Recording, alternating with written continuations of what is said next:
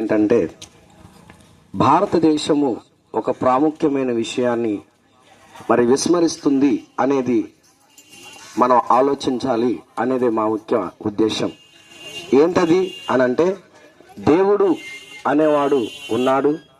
ఆ దేవుని గురించి లేదా ఆ దేవుని గురించిన భక్తిభావం కలిగిన వారుగా మనము మన దేశంలో ఉంటూ ఉన్నాం.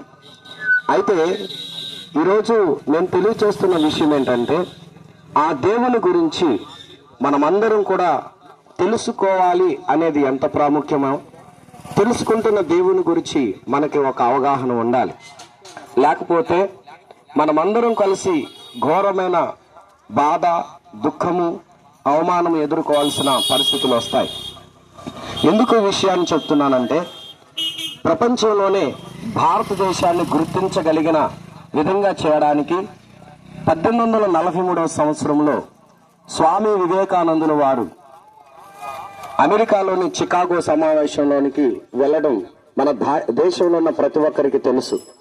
అయితే అమెరికాలోని చికాగో సమావేశంలో స్వామి వివేకానందుల వారు మాట్లాడిన మాట నేటి భారతదేశంలో ఉన్న ప్రతి ఒక్క వ్యక్తి ఎంతో సమున్నతంగా గౌరవప్రదంగా తెలియచేస్తూ, నిజంగా మరి స్వామి వివేకానందుల వారు మా దేశంలో పుట్టడం, ఆయన మా దేశస్థుడు అవడం, మా భారతీయుడు అవడం మాకెంతో గర్వకారణమని మనం చెప్పుకుంటూ ఉంటాం.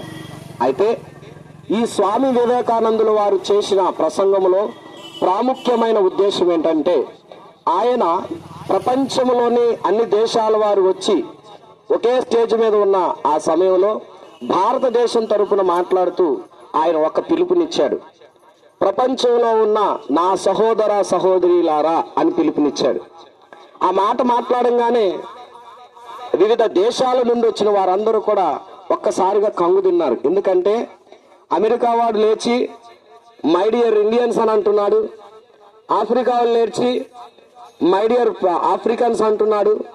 అలాగే ఏ దేశాల వారు లేచి ఆ దేశం గురించి గొప్పగా మాట్లాడుతూ ఉంటుంటే అన్ని దేశాల వారిని గౌరవిస్తూ అందరూ నా సహోదరి సహోదరులని మాట్లాడిన గొప్ప సమున్నతమైన మానవ వ్యక్తిత్వం కలిగిన వాడు స్వామి వివేకానందుల వారు. అయితే ఆయన గురించి నేను ఎందుకు ఇంత ప్రాముఖ్యంగా మీకు చెప్తున్నానంటే ఆయన ఒక పుస్తకం రాశారు. ఆ పుస్తకం ఏంటంటే ప్రబోధ రత్నాకరం అనే ఒక పుస్తకం. అందులో స్వామి వివేకానందుల వారు మన దేశ గౌరవాన్ని, మన దేశం యొక్క గొప్పతనాన్ని ఉద్దేశిస్తూ ఒక మాట చెప్పారు. అది ఈనాడు చాలా మంది మర్చిపోతూ ఉన్నారు.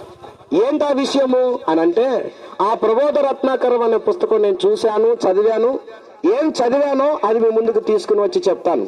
అందులో ఏముందంటే పరబ్రహ్మతత్వమును ఎరిగించుటకు ఓంకారమే క్రీస్తు ఆయను అని అందులో మాట్లాడుతూ ఉంటాడు. ఎందుకు అని అంటే ఈ ఓంకారాన్ని ప్రతి ఒక్క వ్యక్తి భారతదేశంలో ఉన్నవారు ఏమంటారంటే మాయా అని, లేకపోతే ఓంకారం అని, లేకపోతే అదే బైబిల్ గ్రంథం ఏమని పిలుస్తుందంటే ఆది యందు శబ్దముండెను, శబ్దము శరీరధారిగా ఈ భూమి మీదకు వచ్చెను, ఆయనే క్రీస్తుగా మన మధ్యకు వచ్చెను అని స్వామి వివేకానందుల వారు మాట్లాడడం ఆ యొక్క పుస్తకంలో కనబడుతుంది. ఇంతకీ ఈ విషయాన్ని మీకు ఎందుకు చెప్తున్నానంటే దేశం పట్ల గౌరవము, భక్తి పట్ల మంచి అవగాహన కలిగిన భారతదేశంలో అసలు ఓంకారమే క్రీస్తు ఆయనని చెప్పిన స్వామి వివేకానందుల వారి మాట ఎందుకు మిస్ అయ్యారో అర్థం కాని పరిస్థితి. స్వామి వివేకానందుల వారు సాధారణమైన వాడు కాదు. ఆయన అనేక మతాల గ్రంథాలను ఆవుపోసను పట్టినవాడు, అన్ని శాస్త్రాలను చదివినవాడు, ప్రతి దేశము గురించి ఒక అవగాహన కలిగిన వాడు. ఎవరైనా ఒక ఐఏఎస్ ఆఫీసర్ అవ్వాలంటే, ఐపీఎస్ ఆఫీసర్ అవ్వాలంటే వివేకానందుల వారు మాట్లాడిన మాటలను తీసుకునే చదివి ఐఏఎస్ ఆఫీసర్లు అవుతారు. ఎక్కడికైనా మీరు ఐఏఎస్ ఆఫీసర్ అకాడమీ సెంటర్స్కి వెళ్తే అక్కడేమన్నా ఉంటే తెలుసా, వివేకానందుల వారు మాట్లాడిన కొటేషన్సే ఉంటాయి. అంత గొప్ప వ్యక్తి అయిన వివేకానందుల వారు మాట్లాడిన మాట ఓంకారమే క్రీస్తు ఆయను అని. మరి ఆ మాటను ఒక్కసారి ఎప్పుడైనా ఆలోచించారా? ఆ మాట గురించి ఎప్పుడైనా మీ హృదయంలో ఎందుకు స్వామి వివేకానందుల వారు ఈ మాట మాట్లాడారని ఆలోచిస్తే ఆ గొప్ప ఆలోచనకు తగినట్టుగా యేసు ప్రభు వారి గురించి ఆయన ఎందుకు చెప్పాడో మీ మనసుకు తారసపడడం జరుగుతుంది. నేను చెప్పే సమాచారం ఏంటంటే, అదిగో మానవ జాతి పాప విమోచన కొరకు, సర్వ పాప విమోచన కొరకు, అలాగే వారు వీరు అని భేదం లేకుండా అందరి కొరకు 2024 సంవత్సరాల క్రితము యేసు ప్రభు వారు, అదిగో వివేకానందులు వారు చెప్పినట్లుగా ఈ లోకానికి వచ్చారు. మానవ జాతి పాప విమోచన కొరకు తన అమూల్య పరిశుద్ధ పవిత్ర రక్తాన్ని కార్చారు. మరణించి కూడా దినమును లేచారు. ఈ సందర్భంగా మీకు తెలియచేయనిదేమనగా, మానవ పాపము నుంచి విడిపించబడము ఏ వ్యక్తి వల్ల కాదు.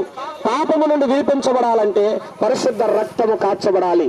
అందుకనే బైబిల్ గ్రంథం సెలవిస్తుంది, అన్ని మత గ్రంథాలు సెలవిస్తున్నాయి, సర్వ పాప పరిహారం రక్త ప్రోక్షణం ఆవశ్యకం, తద్రత్వం పరమాత్మే నా పుణ్యదాన బలియాగం అని.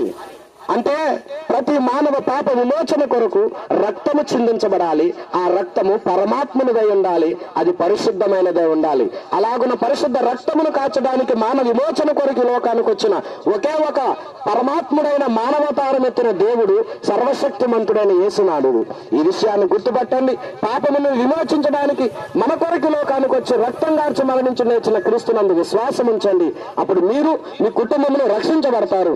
తర్వాత దేవుని యొక్క మహిమతో నింపబడతారు. నువ్వు యేసునందు విశ్వాసం ఉంచకపోతే పరిశుద్ధ బైబిల్ గ్రంథం సెలవిస్తుంది నరక గుండం ప్రాప్తిస్తుందని. అలాగే యేసునందు విశ్వాసం ఉంటే పరలోకం నీకు అనుగ్రహించబడుతుందని పరిశుద్ధ బైబిల్ గ్రంథం సెలవిస్తుంది. ఈ మాటను గుర్తించండి. ప్రభువైన క్రీస్తునందు విశ్వాసం ఉంచమని ప్రేమపూర్వకంగా మనవి చేస్తూ ఈ మాటలు నేను ముగించుకుంటున్నాను. మాటలు అందరి హృదయంలో నెరవేర్చబడును గాక. ఆమేన్. చిన్న ప్రార్థన.